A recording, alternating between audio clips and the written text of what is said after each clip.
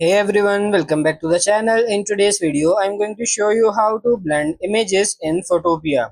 It's really simple and easy. Now open new project and use default settings. Then you have to insert your image. Go for this file, open and press and select your image like this. And then you have to select your second image. So import your second image as well. So when your both images are in Photopea, just place them wherever you want like this.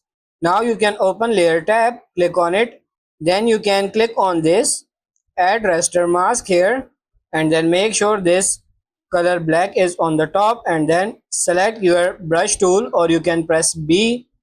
You can change the size and hardness as well, and then for opacity make sure it's on 100%. Now you can play with your brush like this, and you can see our images are blending with each other.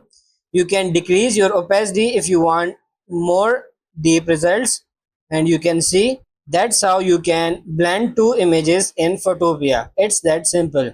I hope this video was helpful. If it is, like it and subscribe to the channel. Thank you.